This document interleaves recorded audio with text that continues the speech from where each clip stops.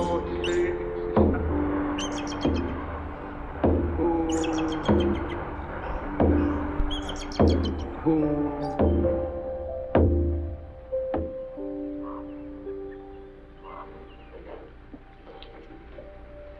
have meditated regarding the land, the Nisga'a land. It's sort of a ritual before we begin to talk about the land.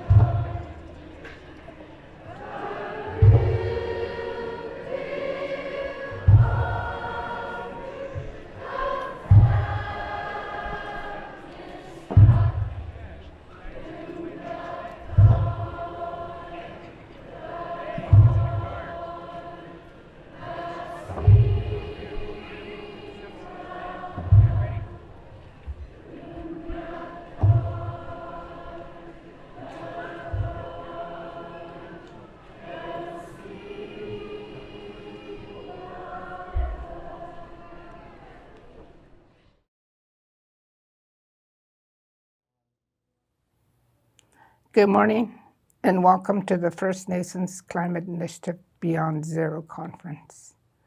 I am Eva Clayton, the president of the Nisga'a Nation, one of the founding members of the First Nations Climate Initiative. I am speaking to you today from the territories of Musqueam, Squamish, and Tsleil-Waututh Nations. What you have just witnessed is one of our many ceremonial songs, the Common Bowl Song, performed by the Lakota ceremonial dancers.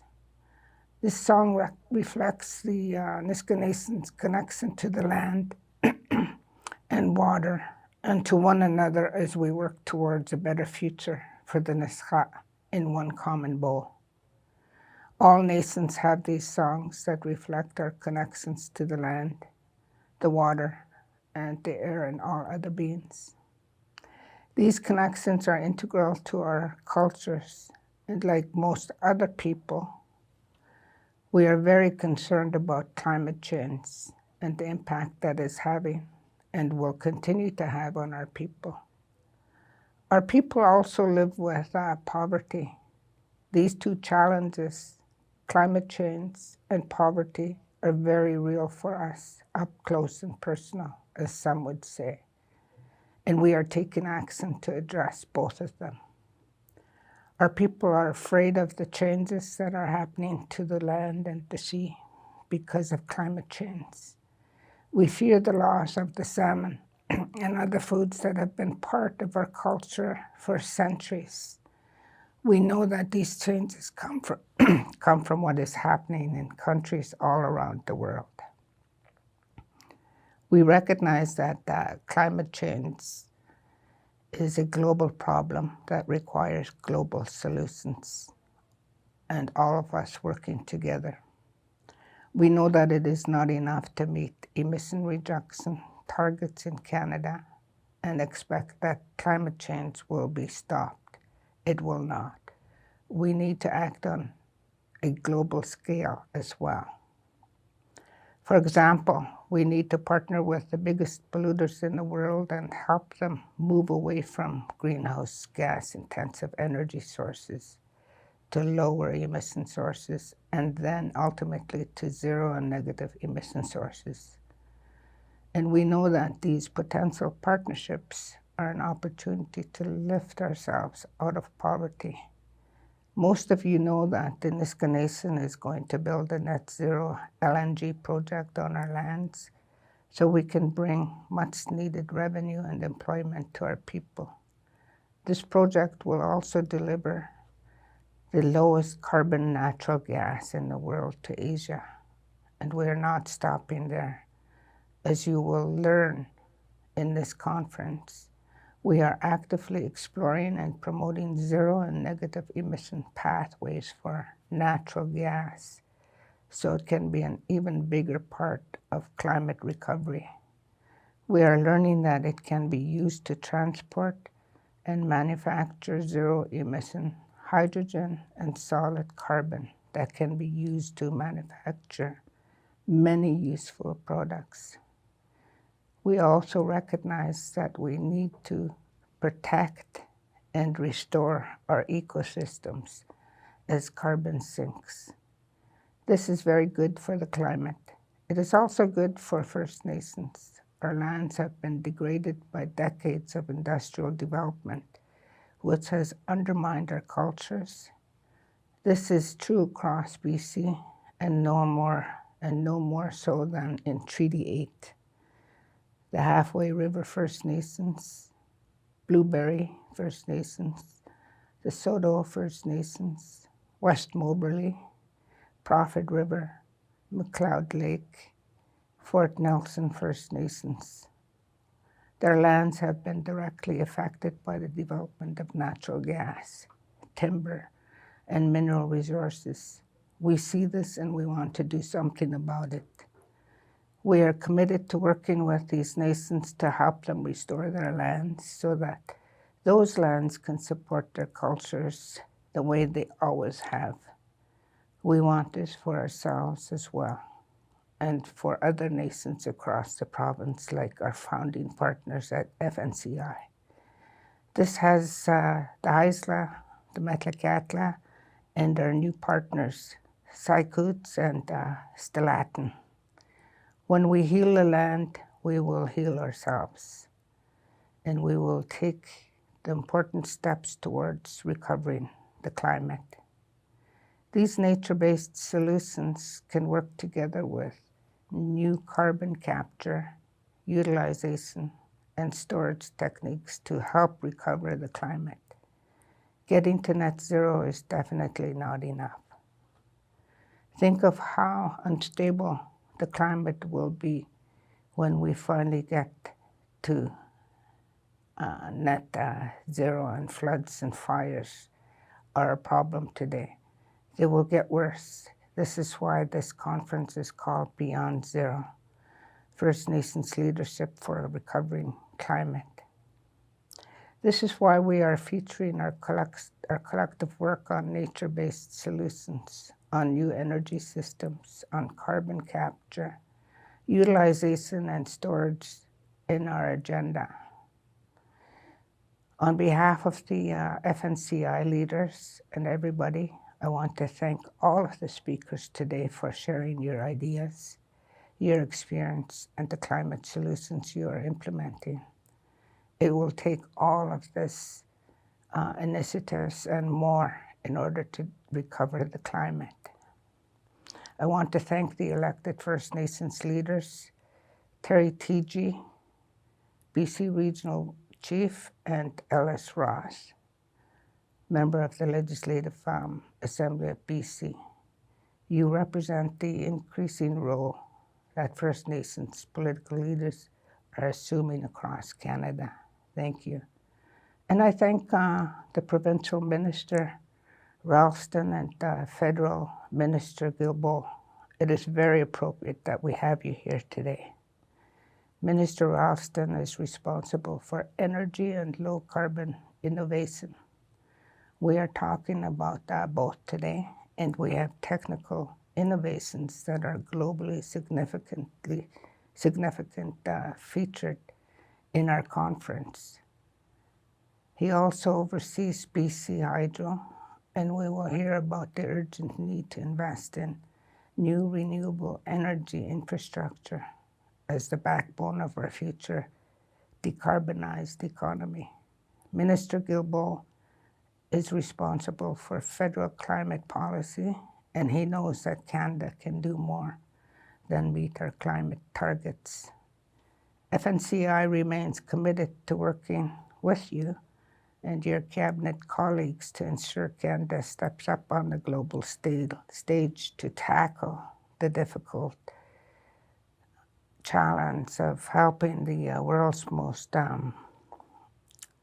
polluters eliminate their emissions. I also want to thank all of the participants for joining us today. We all face a lot of fear and uncertainty when it comes to climate change, which makes it even harder for us to work together than it usually is, and we have to work together if we're going to recover the climate. This is one of the reasons we have so many speakers here today that are actually taking meaningful action. We can learn from what you are doing and take action ourselves. All of these actions are real and important parts of the solution to climate change. And the FNCI nations thank you all for your initiatives. We will all benefit from your success. Thank you. Alex. Good morning, and thank you, President Clayton, for your opening remarks and for your leadership of the FNCI together with the other founding nations. We have a fascinating lineup of discussion topics and speakers today. And as President Clayton said, we're focused on 3 big strategies for getting beyond zero to a recovering climate. It's hard to say which of these is most important, but nature-based solutions is an obvious contender, and that's where we start. Our panel includes a global perspective, includes First Nations reps who are exploring NBS opportunities, highlighting the most important values from a First Nations perspective. Then we shift to the implications for carbon and the markets for carbon. And then we look inwards to the implications for community and individual well-being.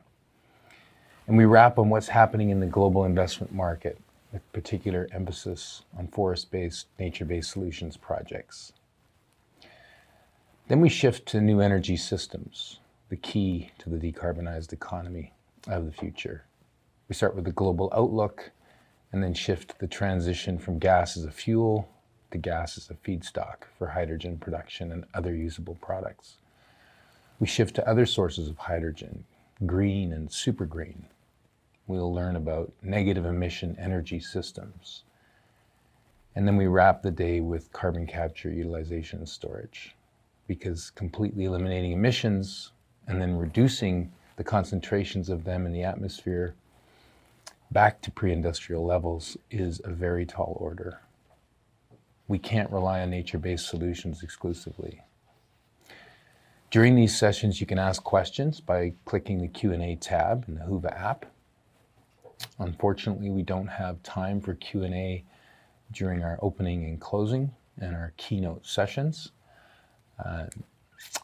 I'd like to thank our sponsors, Carbon Streaming, Cedar LNG, Coastal GasLink, Enbridge, Silisms, Fortis BC, BC Ministry of Energy Mines and Low Carbon Innovations, Kerwood Lytle, Rockies LNG, Hydrogen BC, and McCarthy Tetro.